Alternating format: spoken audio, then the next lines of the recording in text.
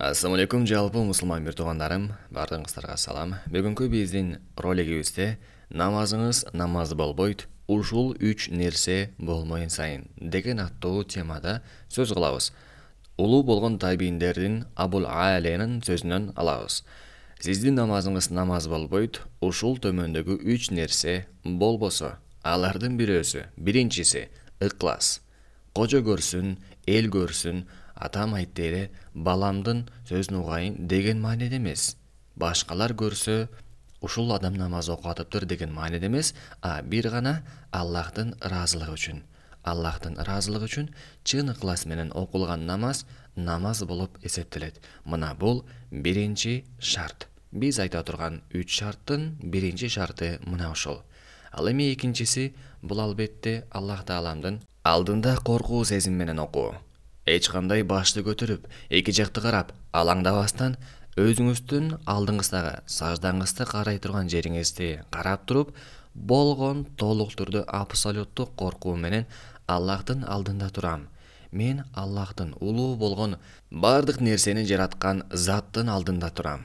Мен Аллахтын кулумун деп толук түрдө хушу менен, хузу менен, коркуу менен окулган шарт болуп эсептелет. Экинчи шарт эмне экен? Бул албетте коркуу менен окулган намаз. Ал эми үчүнчү шарт бул Аллахтын сыпаттары менен эстөө. Башкача айтканда, намазды дароо баштаган кезде биринчи ирет сиз эмне кыласыз? Биринчи ниет кылгандан кийин дароо Аллаху акбар деп кулакты кагасыз, туурабы? Ошол кезде Аллаху акбар деген сөздүн маанисине кириңиз. Намазда оюңуз намазда болуш керек. Аллах Тааланды эстеңиз.